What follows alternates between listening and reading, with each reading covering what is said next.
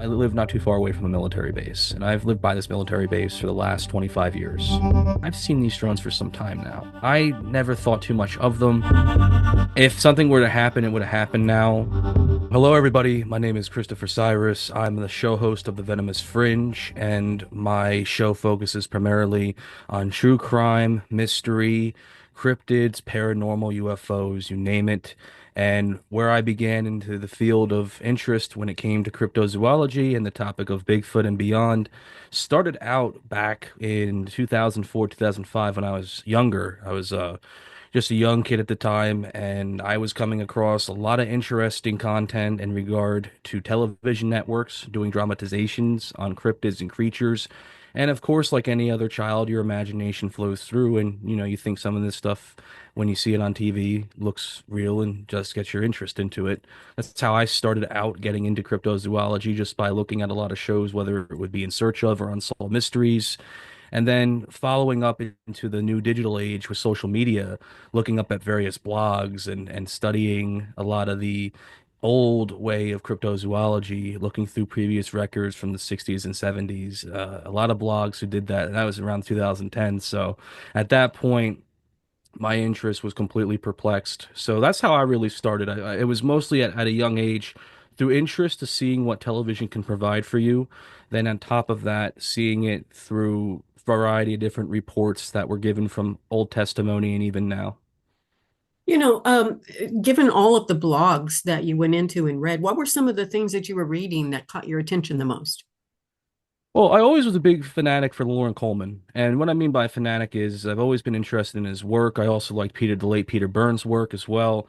And I know that a lot of the articles I'd seen, whether it was on Phantoms and Monsters or now defunct post of Bigfoot Watch, a lot of those posts are showcasing a lot of different testimony from either Coleman or Byrne, even the late Grover Krantz. A lot of the time, a lot of their testimony and what they were thinking, and most of it was breaking down, whether the Patterson-Gimlin film, the Freeman footage, or just giving opinions on various footprints. And a lot of the things I just discovered was the fact basis is that, a lot of those blogs and a lot of the things those men had in common was even though they used a lot of zoological traits such as orangutans, gorillas, and chimps as partial for what could have been or what could be some sort of missing link, they don't necessarily say it specifically because there's really no definitive, or at least what I believe is no definitive.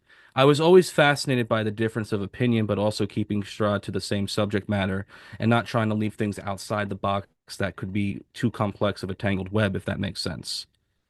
So, what do you think they are? In direction to what I think is about that is I think due to the amount of social media increase, we've seen a lot of it in the last decade. We see so many different avenues for wanting to go out and share crypto encounters, whether that's through YouTube or podcasting, and then also a lot of blogs that are dedicated to it. And with the introduction now to AI, it does become very complex considering where we find ourselves in research because some of us will do research from home, others go out boots on the ground, and it really just strides on what we believe and what we don't believe in. I'll bring up those individuals because I feel that they were pioneers, along with Jeff Meldrum as well, whom I too like. And I think compared to how we do research now, because there's more avenue, it does become complex. Do I want to say I would love to see like different kind of like avenues for this and seeing it in a more science-based manner? Absolutely. But I also can't make up the decision for millions on social media on what they decide too. One thing I will say though, and this is just my opinion, I think it's a good and bad thing. It's good that we have more testimony coming through, but it's also bad because the testimony, depending on the subject matter and depending on how reports are, can may or may not make sense. It really just depends on how one goes about research, to be fair. Hi, I'm Linda Eastburn of Linda Eastburn YouTube channel, and I have a new book out called Threshold to Encounters. It's about 40 years of research and experience with all of these wild cryptids that many of you I know have encountered yourself. You can find it on Amazon.com. Yeah, and there's a lot of research that, is not, boots on the ground. It's just, some opinion that someone has. I've done a lot of interviews with people who've had firsthand encounters with a Bigfoot. or a Sasquatch or whatever. And, and it seems to be there's two camps. There's the one that leans toward a flesh and blood being of some sort. Some of them think they're more human-like, and some of them feel like they're more, just a creature of some sort. But there's the other camp, of course, that gets into more of the paranormal activity that they seem to witness. The cloaking, the kind of unusual, just very unusual behavior that comes on occasion. There are the orbs, and then the turning into a Bigfoot from an orb. There are the UFOs, and then they see a Bigfoot near a UFO or lowered from a UFO. One person even saw a Bigfoot in a test tube on a UFO craft. So there are so many varied experiences that people have with these beings that it's really difficult to narrow that down to say this is what it is. Whether we will ever be able to find enough proof that there is an actual physical being walking this planet that's as normal as my dog, I don't know, because they're elusive. It's far and few between that people have encounters with them, and the encounters that they do have are brief, and there's not a lot of evidence sometimes that comes from those encounters. So given all of that, what is your view? Very good question too. I mean, it's funny because on my show I also have that difference because of the flesh and blood aspect, and then there's the paranormal and the supernatural side of things, the UFO talk. In my opinion, I think any cryptid out there that has been reported, Bigfoot, Dogman, you name it, I think they're flesh and blood, primarily because in a lot of reports, whether we see a footprint on the ground, we see scat, we see hair sample, we see stuff that's hanging around, or something of which where it's like, hey, there's cases where people have shot at these things and they report seeing blood on the ground. I feel an animal or some kind of being that is supernatural, paranormal, they wouldn't be doing stuff like that. If they would leave anything physical behind, is what I'm trying to say. So I feel like if you were to shoot at one of these things, and not encouraging anybody to do so, because that's one of our big rules I have is like, hey, no one out there is to go out and try to hunt or kill one of these things unless you want a death sentence. And I always tell everybody just be cautious in the surroundings. There's more things out there than Bigfoot. And I can also, and what I mean too, it's not just, it's zoological. Mountain lions, bears, you name it. Going back to it though, the flesh and blood aspect, I believe, because I feel a supernatural being wouldn't be leaving physicality behind. That goes for everything I mentioned: footprints, hair samples, scat, blood.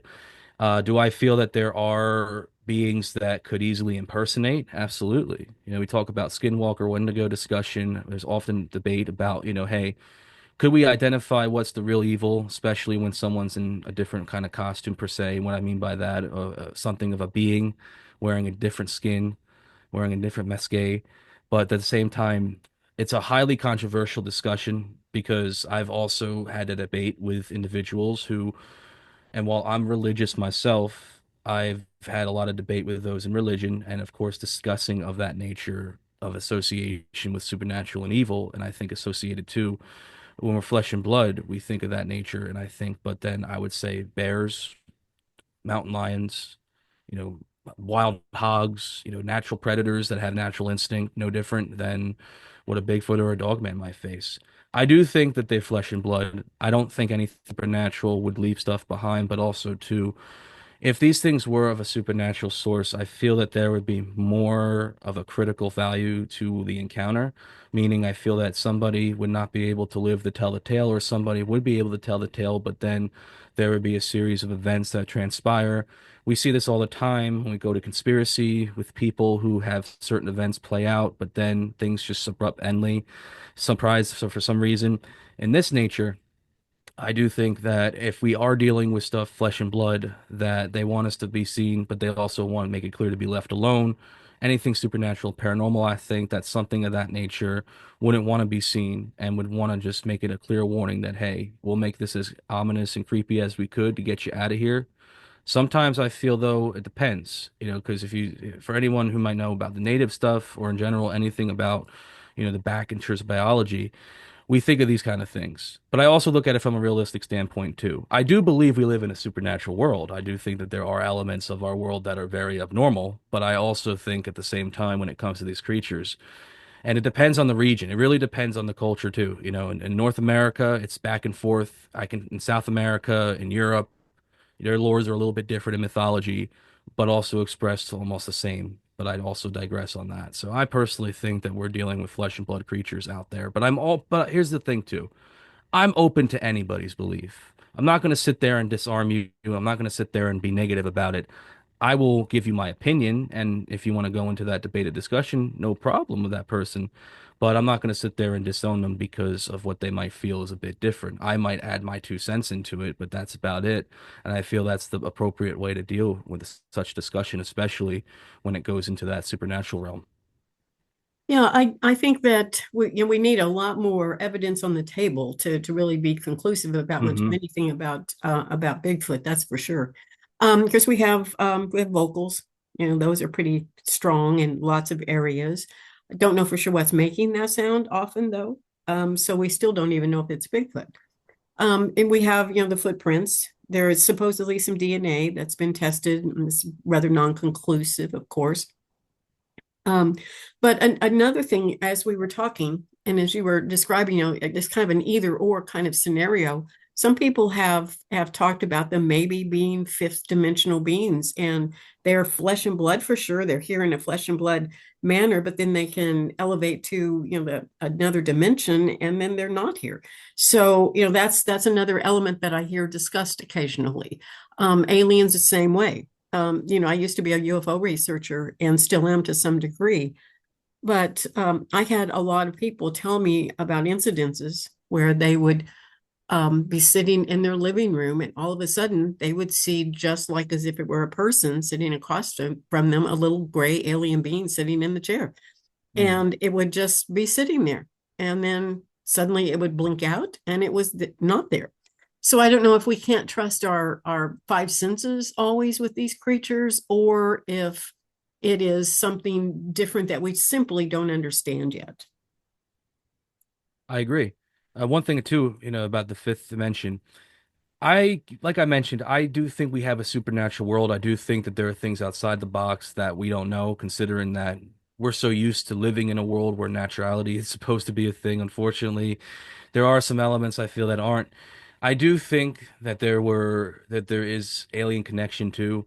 Now, where I live, there's been a series of cases of drone activity, and it's been a big controversy. A lot of people are talking about it, and we have that discussion about alien attack or some form of an alien contact or something of that nature, and I don't necessarily believe that. And the reason I bring that up is because, on a discussion of the fifth dimension and the element of sensei, I think a lot of it stems from also to what we read in literature, or we're also too following through with some of the elements based on the Earth and how the Earth was kind of formed in a sense, because we were born many years, many million like years after Earth creation. So there's so many different secrets. We've just built population and industrialized, but there's so many different secrets. And I remember there was this time where I spoke to a gentleman in Scotland, and he was going up to he was going through a lot of things in lore and a lot of like the Celtic mythology, and also to discussing a different kind of bold on the Irish kind of literacy. And he was just telling me all these different wonders, and finding out about how there is different connections specifically with alien contact. And that's what we just talked about. I do think at the end of the day, we do have these connections with such being, and it's just a matter of what gets thrown out there and what doesn't. I'm not skeptical at all.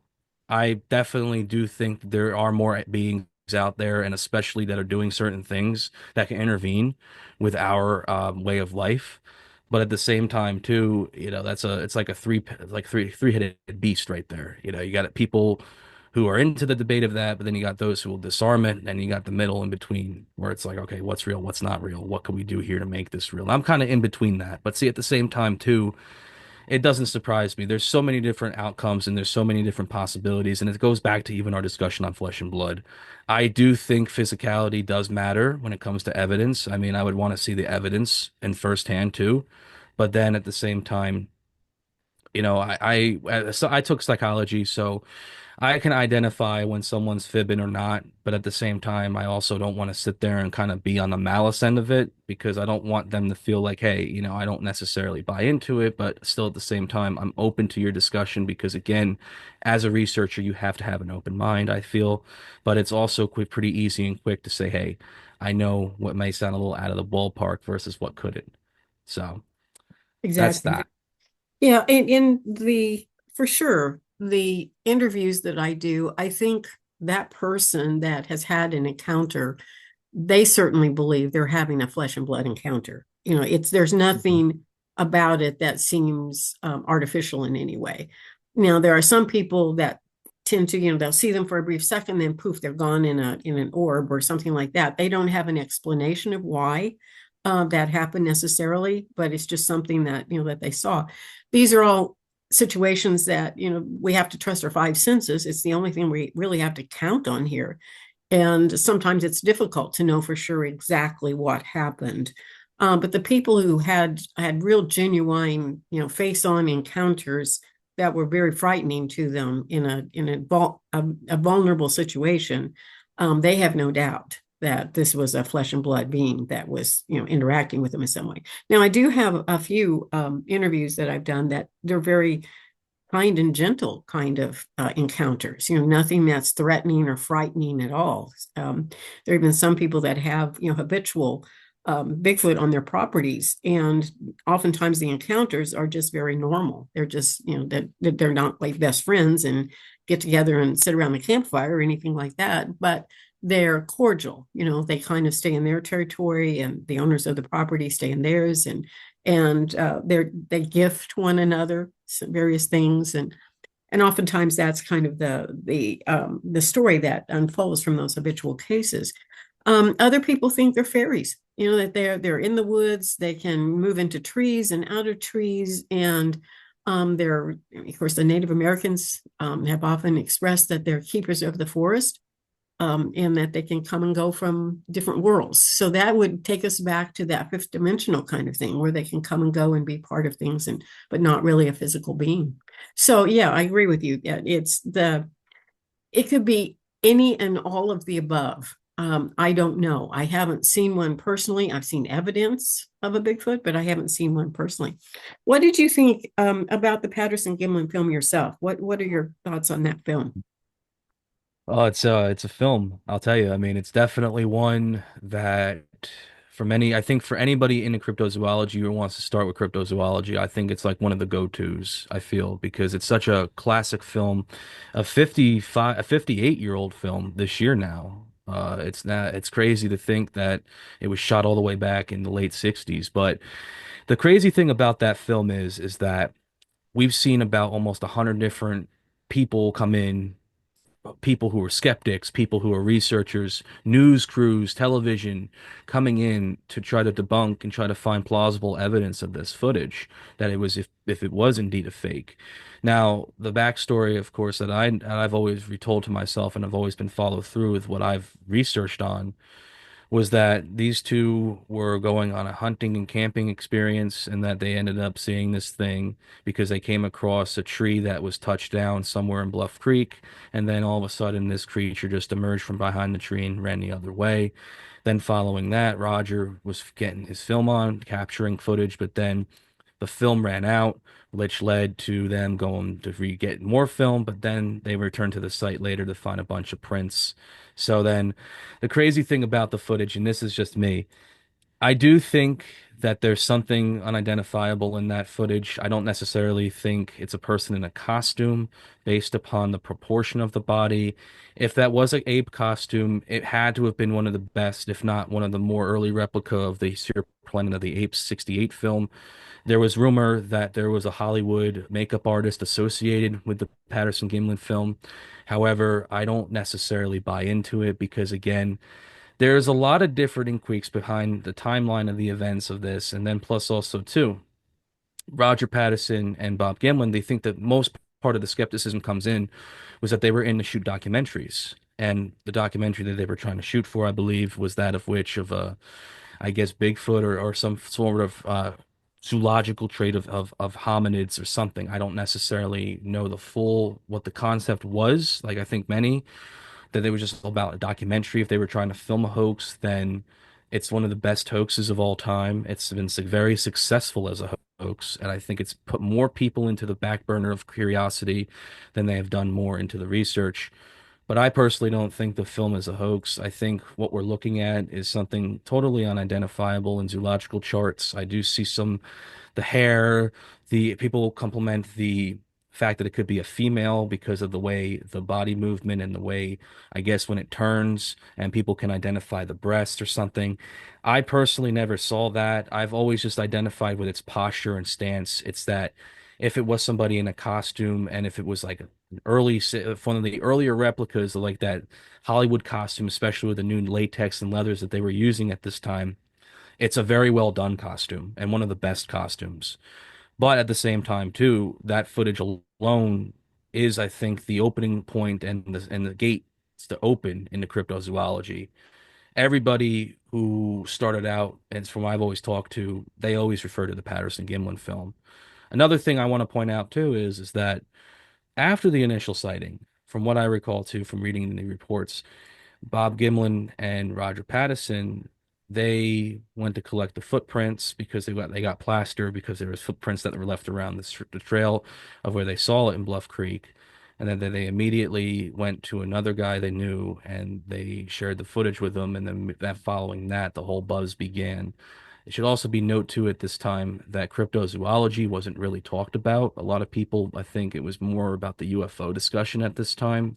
But once this film kicked off, Bigfoot became a phenomena. Everybody wanted to do a Bigfoot film. Everybody wanted to do a Bigfoot show, Bigfoot merchandise, all of that. And I think it became more relevant due to that.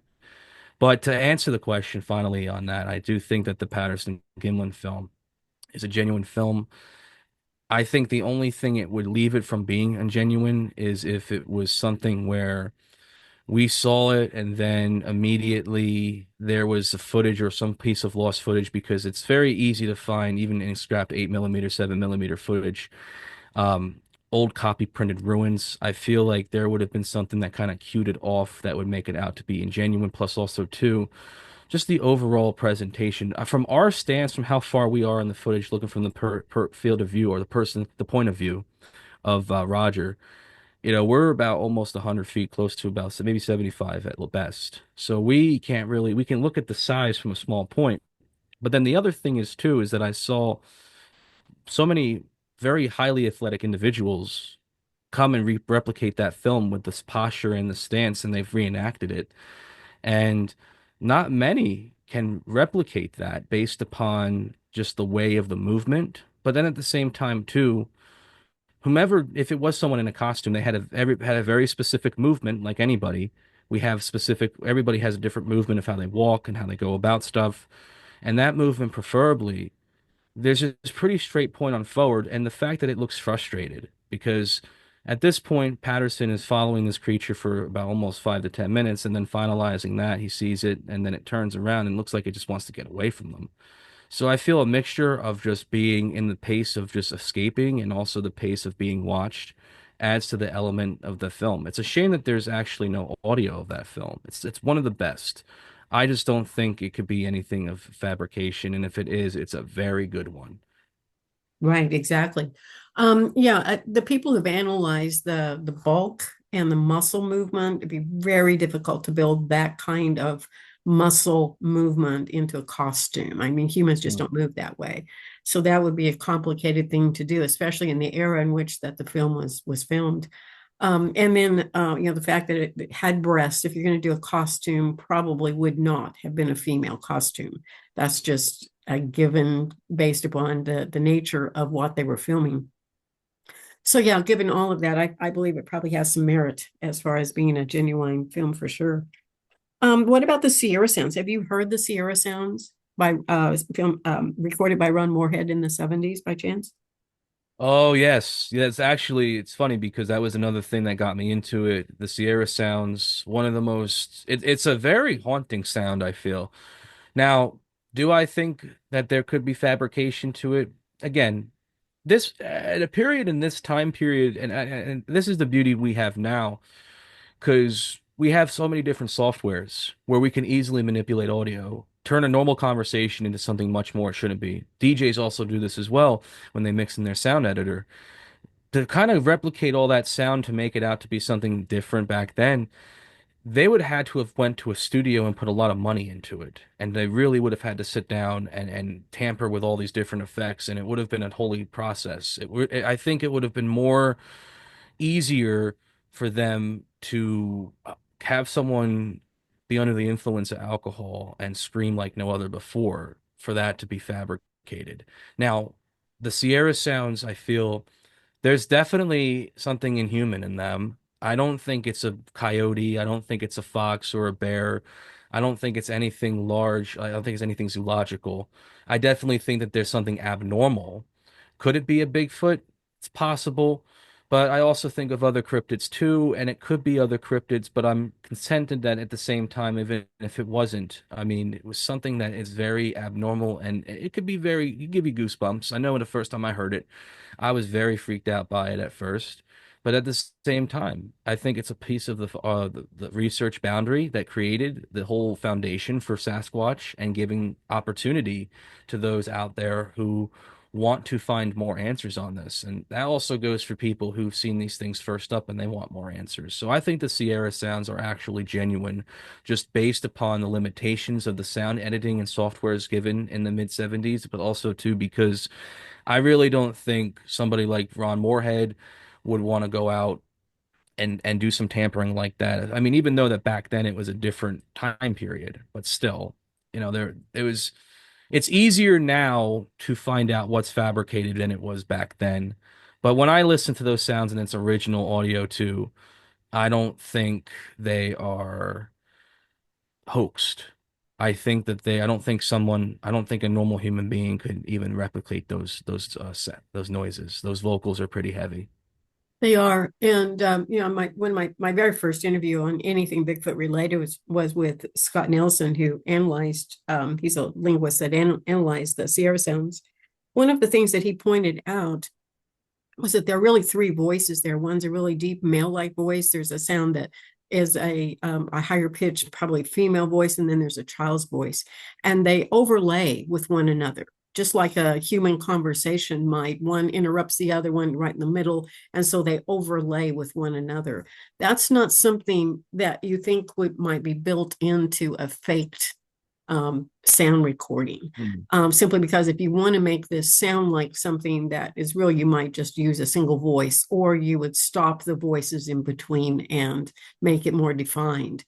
And where in this case it's just like normal conversation. They overlay like they're interrupting one another or speaking over one another. And so that's an interesting part of the Sierra sounds too, when it is analyzed at a really intense level. I One thing I'll also add on to it is that I thought about it.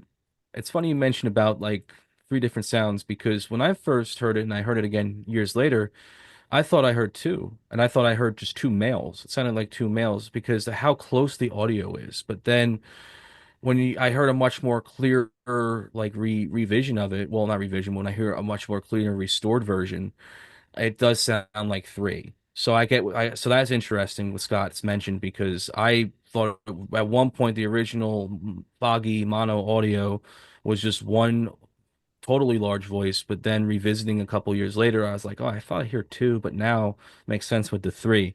And it makes you wonder like where they were at, how close they were in contact, and even then how that was an experience.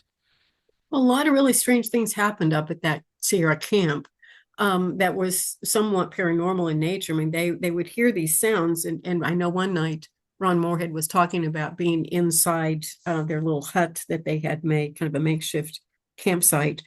And he was inside this, and it sounded like everything in the campsite was being thrown and torn apart. There was the rattling of, pans and pots and things that everything that was out there outside of this little hut.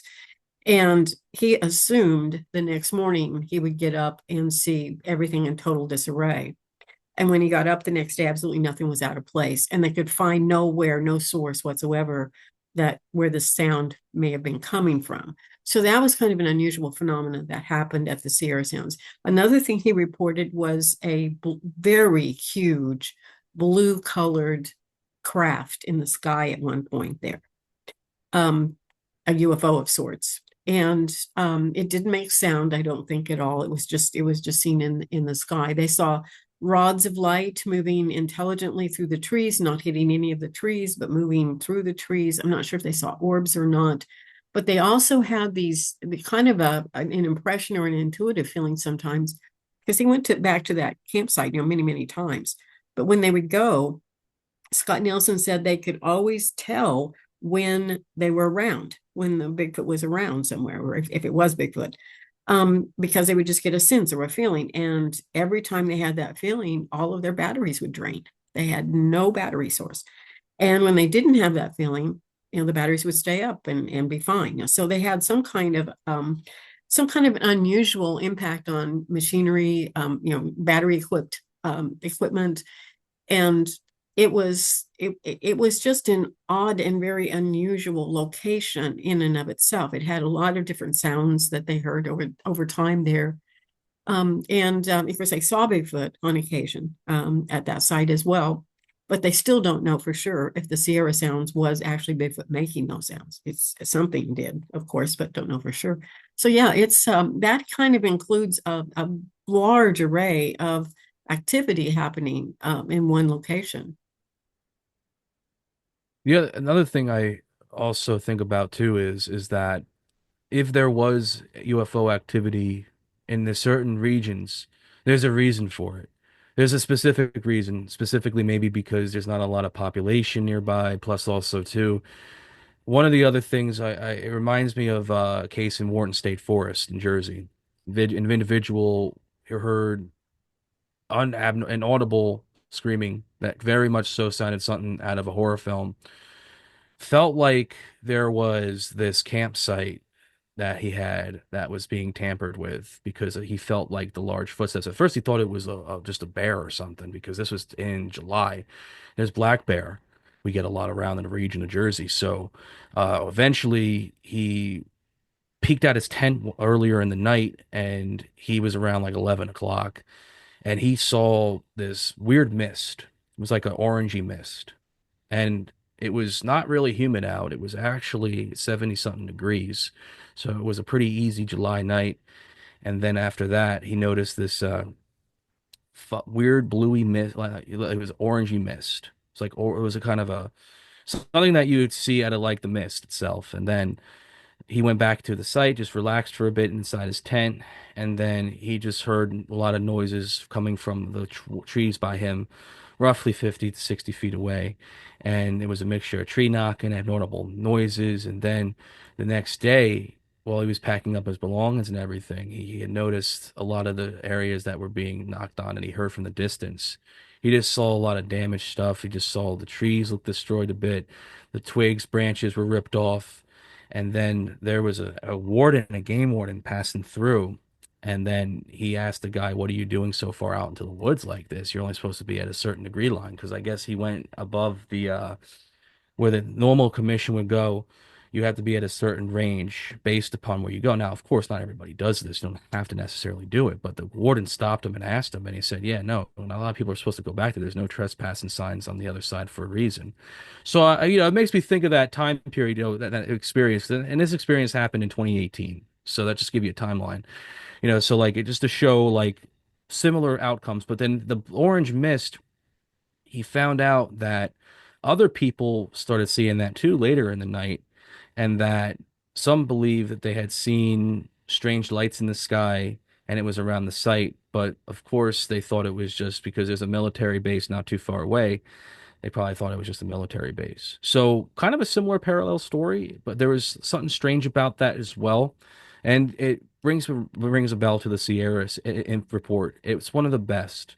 But yeah, I makes me think too, because again, going back to that discussion of Bigfoot and UFOs and aliens, I do think that there is something there, but going back to the physical proof of that, it's just tough to identify.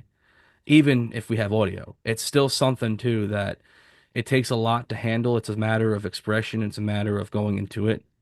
And again, the research aspect. Yeah, exactly. Okay, I'm going to shift conversation here. You mentioned something about the drone activity. That's been kind of a Yes. hot spot for a time in the news, and it's still kind of a hot spot on a lot of the podcasts and things. And I really haven't brought it up or talked about it on my show at all. So, you're right there in Jersey, right? Yes. Yes, I am. So let's talk about the Jersey drones and what information you have sourced out on that subject, and what do you think they are? So where I live not too far away from a military base, and I've lived by this military base for the last 25 years. So I've always been familiar with drones activity around my area, no more beginning in 2020 when I started seeing a lot more different lights in the sky. Now, originally I was interpreting that these were UFOs or aliens, and then that was my honest opinion because I was thinking, hey, there's been so much declassification lately, maybe it's time, and maybe this is just, their way of showing. And this was, of course, with an open mind. But then, as of recently, as recent as early to mid-November, there have been multiple people, whether it's social media or and where I have a few neighborhood apps and a few groups, and I just been seeing all these videos of people popping up saying, "Oh, we see these drones in the sky and all these other things." Now, personally, I do believe that what we're seeing here is something that's working of the military. I don't necessarily think it's UFOs or aliens. They could be alien, maybe it's something involving aliens, possibly. But I don't think necessarily that this has anything to do with anything paranormal or UFO like. I do think this is actually something with our own state or with our own country's government and our legislation. Now, obviously, there has been discussion that says they come out and they say, no, well, you know what? No, that's nothing. We have nothing to concern about, nothing of that. We don't have anything to do with that. Now, the New Jersey state government had issued a variety of different papers of discussion in regard to this and have put a lot of them on high alert. They reached out even to the Senate and they even asked, hey, what's the story with this? Because we don't know what these are. Personally, based upon how I've always seen it with military or any form of involvement, there's not going to be a definitive answer on what it is, on what they're doing. That's always the case whatsoever. Now, do I believe that there could be some sort of indication of trying to find something? Maybe it's UFO connection. It's quite possible. I do believe the drones are from us as military crafted, and then I feel like their purpose of being up there, could be something to do with aliens, could have something to do with foreign affairs, could even have something to do with testing something out. We had that sparking debate back a year ago, roughly about, well, a couple years now, about the white balloon, the China balloon, or at least what they believe, right? And then following with that, now we have this drone situation going on. There are multiple videos of the drones. Do I believe that there is something there completely on the supernatural UFO side? Like I mentioned, sure, but I do 100%, 110% believe that this is something with our military, and they're obviously not going to tell us what it is. But will it spark a lot of curiosity and scare some people? Absolutely. And the reason I brought it up in the first place about like, hey, you've been living in around this space for years is because I've seen these drones for some time now. I never thought too much of them. Yeah, it's kind of freaky when you don't really know the answer to it.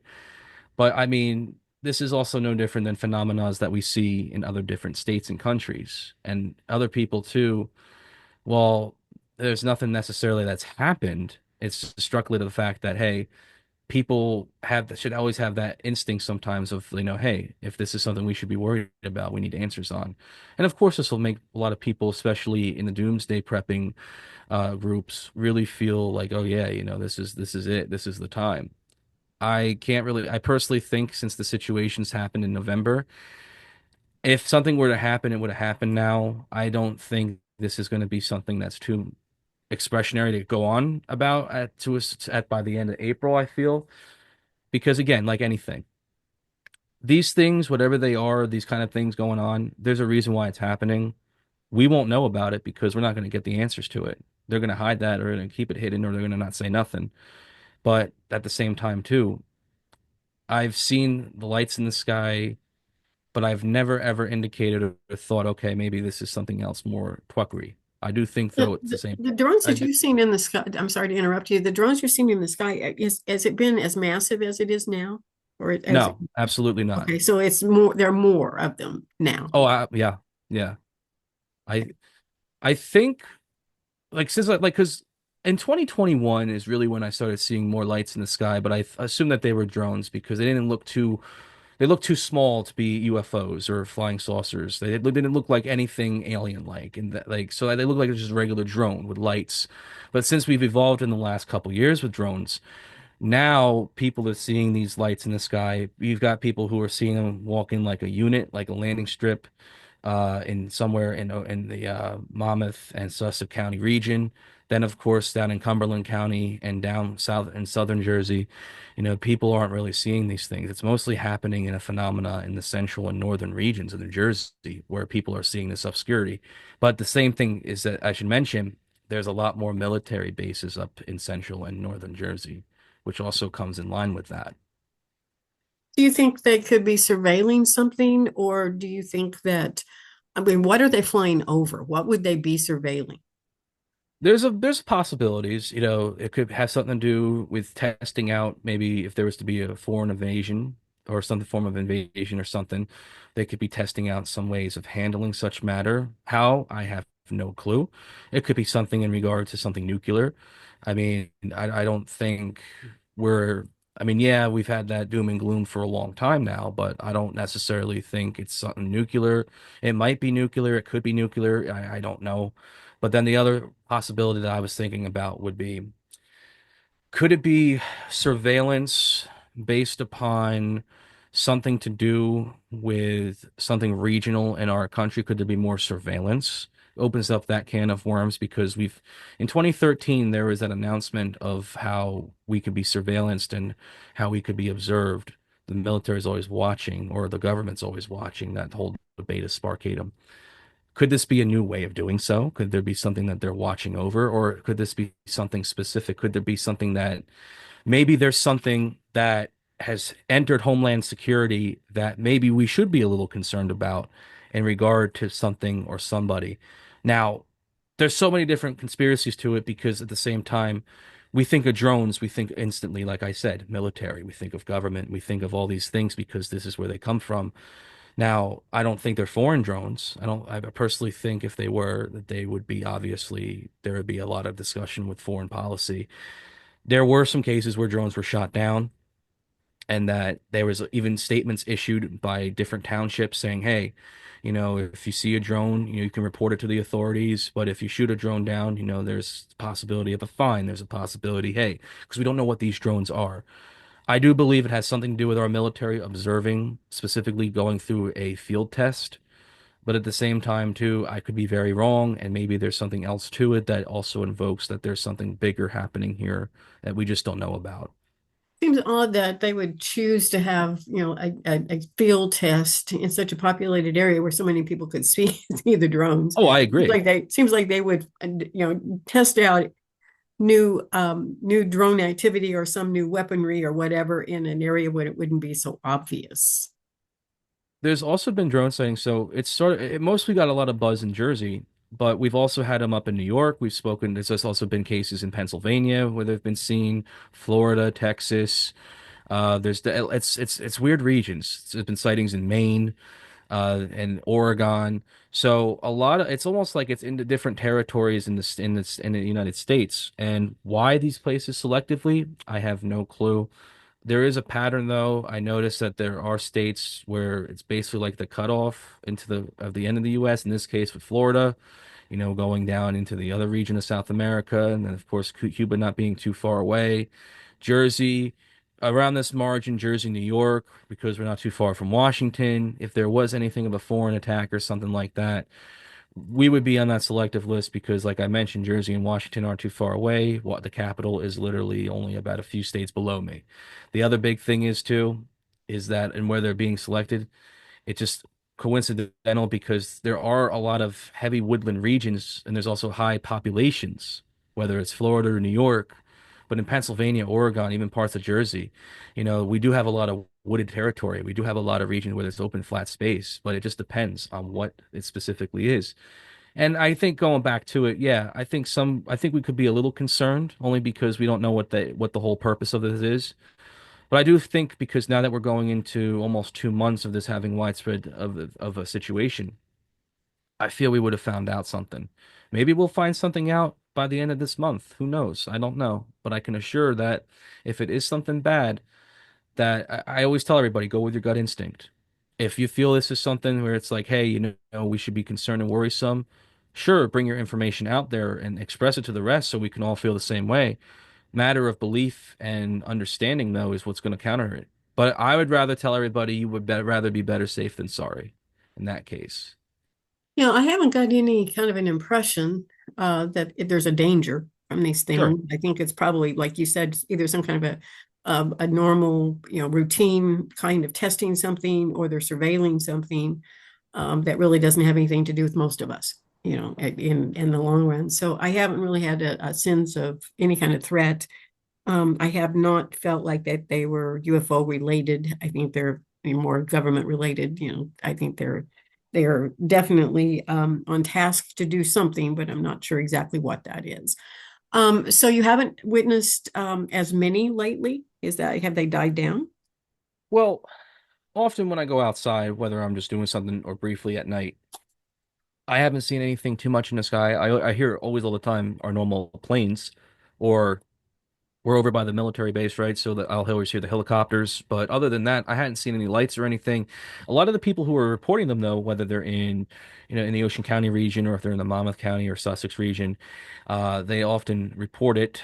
But it's like I feel in some cases that maybe they're not drones, maybe they're other military crafts, perhaps, and they're misidentified because military jets and all them also have lights too. Planes have lights. That's how they articulate even at night. So, and one of the kind of things that make it out to be is that even if I did see a lot of them specifically, I would just think of it no more than just, the regular military base or doing some sort of exercise or something. Coincidentally, people I think, and this is just me. I think a lot of this now, because people started posting it on social media, if I've always felt the drones were in the sky. I've never really, I mean, yeah, people don't always look up at the sky, especially at night, but once someone makes one thing out of one thing and then it becomes a phenomena, people then begin to question how everybody's looking up at the sky.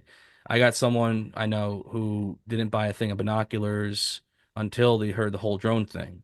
And now they're up in there looking up in the sky trying to find them every night. And they're trying to identify what they really are. I haven't seen anything. I have seen them. I've seen stuff, but I haven't seen them in the fashion people are describing them. Because at the same time, I kind of feel it's a bit over exaggerated. I don't think we would be seeing now. I would be more concerned if we were seeing like 30 drones at once in a pack, like a thing of birds. That's when I would be a bit more concerned because then at that point, if they're moving in one unit, there's a reason for that. And that also opens the door to other things, but I haven't seen any of that. Well, I think that's a good point. That as it was beginning to be talked about, everyone starts looking, and then everyone starts, discussing, having that discussion, and then suddenly, what is Mhm. maybe just a normal drone activity becomes like this massive, like you said, a flock of drones, supposedly. And I haven't heard it in that manner either. But then suddenly, all across the country, everyone now is looking for drones, and they're seeing them everywhere. And suddenly, we have the invasion of the drones when maybe it's just fairly normal drone activity. We're just not looking most of the time. That explains a lot if that be the case.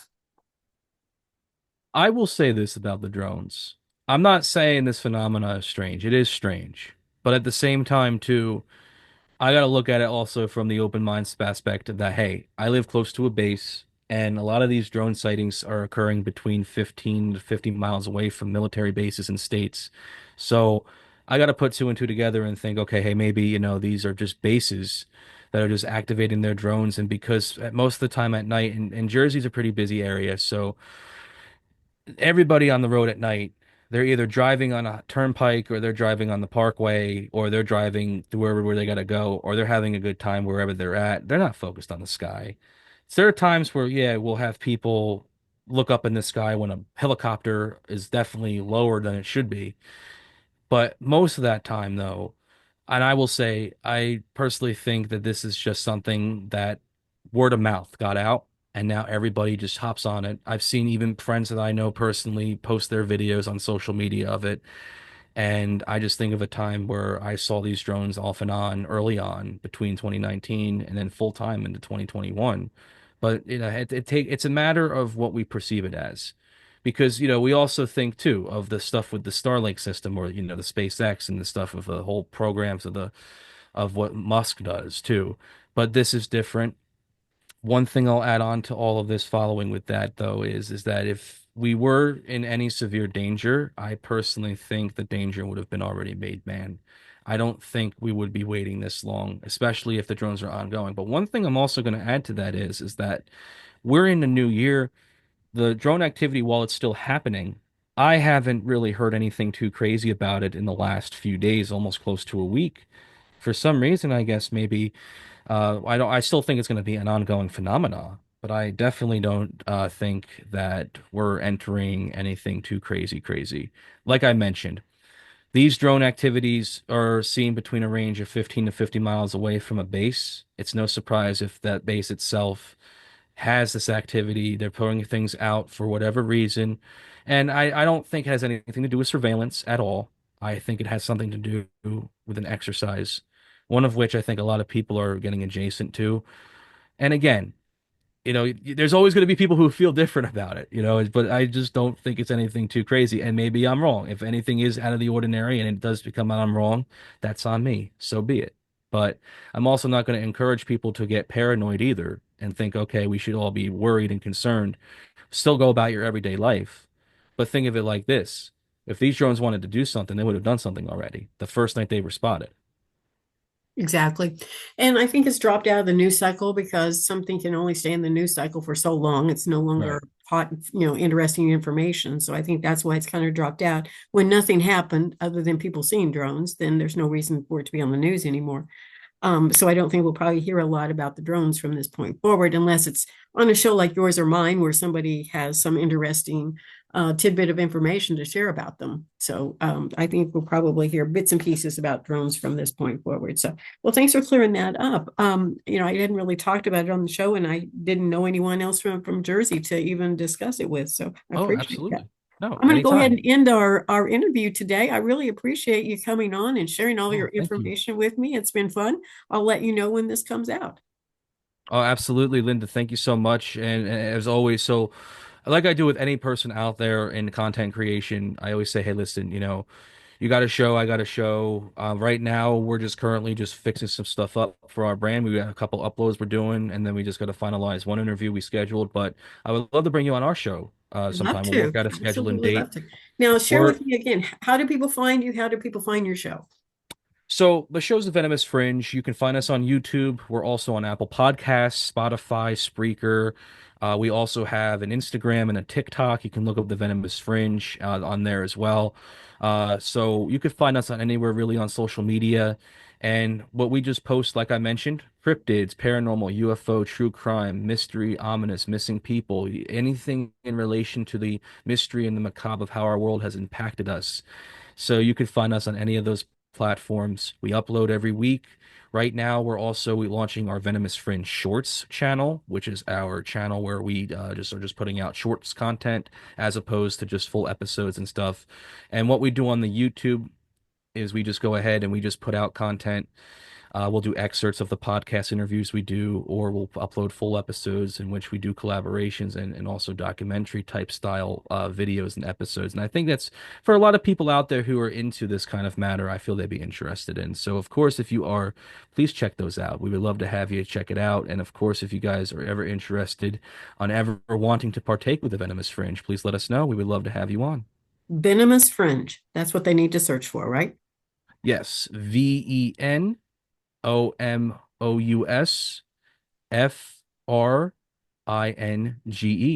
Okay, we'll be looking for that. Just we'll talk later. Send me a text and we'll see about a time I can come on your show.